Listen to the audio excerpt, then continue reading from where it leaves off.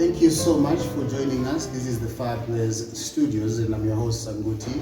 I am here at Westside Hotel in Kitale and I am having a conversation with this gentleman here. I'll give him an opportunity to introduce himself, tell us what he does and why he is in Kitale at this point in time. Alafu tutakuwa tunaendelea vizuri. For those of you who are watching us either on Facebook or YouTube, please follow us, and any question that comes up, let us know. We can be able to address it later in this particular video or in any other platform, of course, all over social media. Please share this video with any other person that you think this conversation is convenient. Alafu itakuwa ni vizuri sana. Karibuni tena. This is Sanguti. My brother, welcome to the Fireplace. Thank you so much, Mr. Sanguti. How are you doing today? Great. Yes. Very fine, yeah. Yeah. Karibu sana. Maybe we just begin from introduction. Tell us who you are and why you are here. Okay. Yes. My name is Estones Adebe. I'm from Nairobi, based in Nairobi. I work with a group, safeguarding group, known as Intercongregational Child Safeguarding Group. The Intercongregational Child Safeguarding Group is comprised of over 20 different Catholic congregations and their partners. The vision of this particular group, which is basically to see a safe world for all the children in Kenya. The reason why I'm here today is because we are trying to safeguard children through capacity building of different organizations that are involved with children's welfare. And therefore, I'm here to coordinate this activity through invitation of VMM. And this is at the courtesy of our donor, who is Miss and Carol, that funded this program that we have been able now for Kitale to bring over 20, around 37 people from different organizations, so that they are able to get the skills and knowledge of safeguarding and protection of children and vulnerable adults. Okay. Yeah, so my role in this is actually the National Coodinator for the group that I mentioned as Intercongregational Child Safeguarding. Okay. Yeah. Great. Karibu sana Kitale. How do you find it? Well, quite nice. The atmosphere. Najua Nairobi sasa watu wanalia baridi. Yeah, here I see lots of rain and but still very warm. Yes. Yeah, very comfortable. Okay. Yeah. Karibu sana. So maybe just to take deeper this conversation. Yeah. What is your evaluation of child protection in Trans-Nzoia, so to speak? Give us some insight. Yeah. First of all, what we've realized as a group is that there's quite a lot of issues to do with the child safeguarding and protection.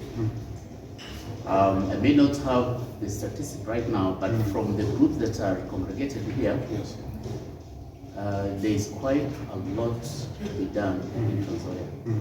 Yes. Okay. Because it seems as child abuse is really rampant and very high.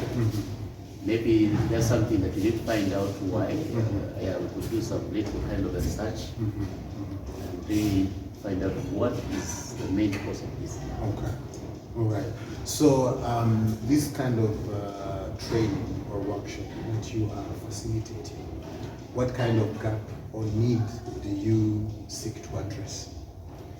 Yeah, well, already through our first, when we train, we have got what we call a pre-test. and then there is also a post-test in this kind of workshops. So we've noticed that there is a knowledge gap in child safeguarding, ranging all from the issues, I would say maybe child abuse issues,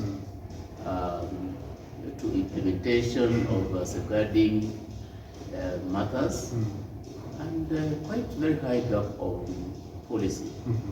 Yeah, policy, safeguarding policy. All right. What if somebody is listening to us right now and they don't have a clue of child safeguarding and protection?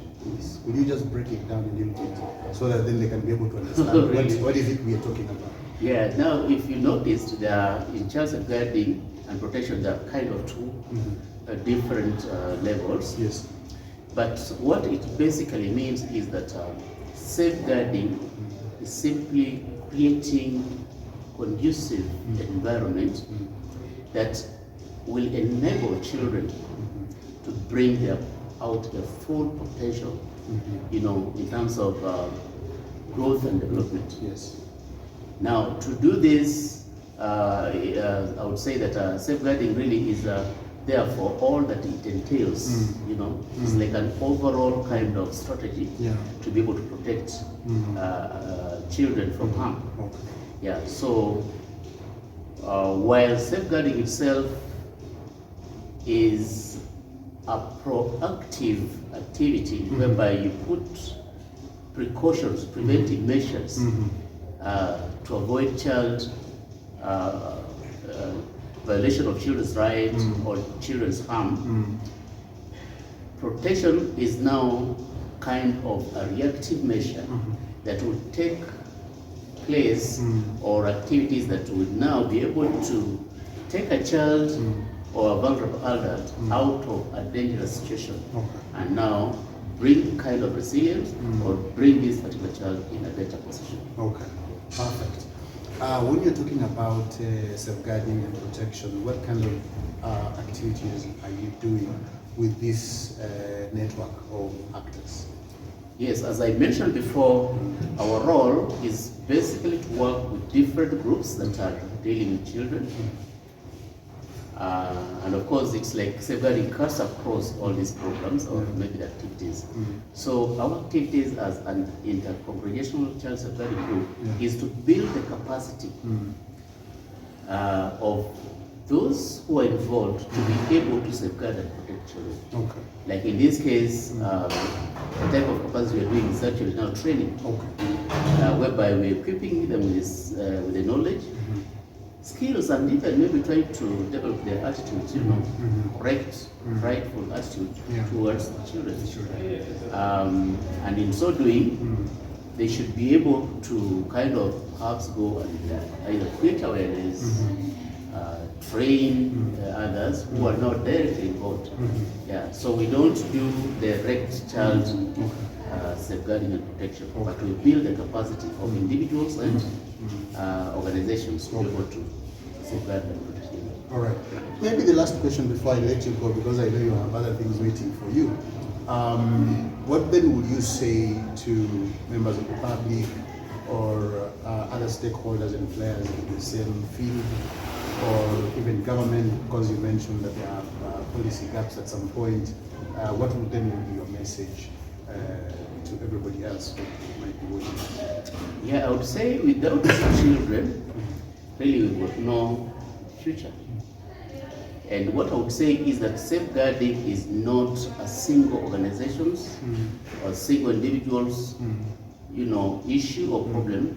It is a responsibility of all the stakeholders that come along or that know who or what a child really is. Yes.